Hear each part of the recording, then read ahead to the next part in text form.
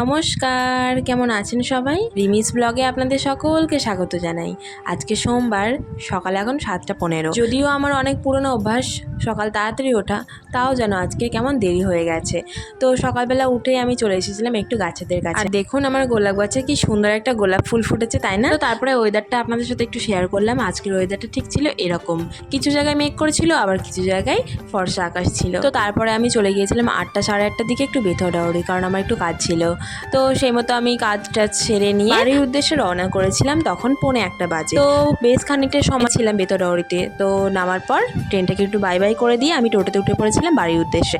তো বাড়িটারি ফিরে আমি আর দেরি না করে স্নানটা আগে সেরে নিয়েছি। সত্যি কথা বলতে কি জানেন, আমি যদি কোথাও যাই তো সেখানে যদি স্নান করেও যাই, বাড়ি এসে আবার আমাকে স্নান করতে হয়। কারণ কেন জানি না, মনে হয় যেন আমি স্নানই করিনি। তো সেই জন্য স্নানটা করে নিয়েছি। এ বাবা, এ কি কাণ্ড! দেখুন, বাবাকে কালকে কথাটা বলতে না বলতেই আজকে সকাল সকাল বাজার থেকে গলদা চিংড়ি নিয়ে চলে এসেছে। আর এইদিকে মা দেরি না করে চালটাও ভিজিয়ে দিয়েছিল, কারণ চালটা যদি আগে থেকে ভেজে না থাকে তাহলে ভাতটা তাড়াতাড়ি আর সুন্দরভাবে হয়ে যায়। আর তার পাশাপাশি সবজিগুলো কাটতে শুরু করে দিয়েছিল। আর এইদিকে আমি কিছু লঙ্কার বোটা ছাড়িয়ে সুন্দরভাবে চিকের মধ্যে পুরে ফ্রিজের মধ্যে পুরে ধুচ্ছিলাম। আর এইদিকে মা যে সবজিগুলো কেটে ধুয়েছিল সেগুলো আমি ভালো করে একটু ধুয়ে নিচ্ছিলাম।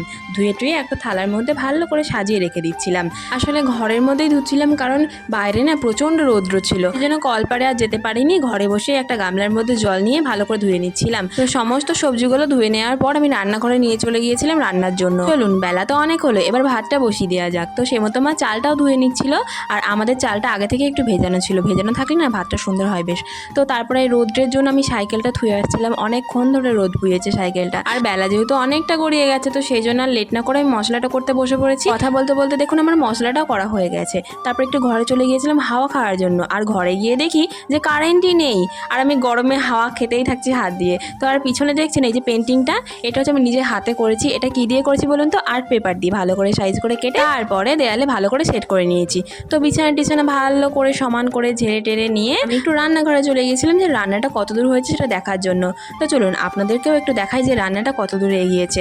তো এইদিকে মা ভাতটা বসিয়ে দিয়েছে, আর কড়াইতে হচ্ছিল চিংড়ি মাছ ভাজা। রান্না প্রায় শেষের দিকেই, তো মা লাস্টে পটল চিংড়িটা বসিয়ে দিয়েছিল। চলুন রান্না বান্না সব কমপ্লিট, এবার আপনাদের সাথে সমস্ত রেসিপিগুলো শেয়ার করি একে একে। তো পটল চিংড়িটা দেখিয়ে দিলাম, তারপরে হয়েছিল আরেকটি মাছের ঝোল, আর এইদিকে হয়েছিল মাছের মাথা দিয়ে বাঁধাকপির তরকারি। আচ্ছা, আপনাদের কার কার মাছের মাথা দিয়ে বাঁধাকপির তরকারি খেতে ভালো লাগে সেটা কিন্তু অবশ্যই কমেন্টে জানাবেন।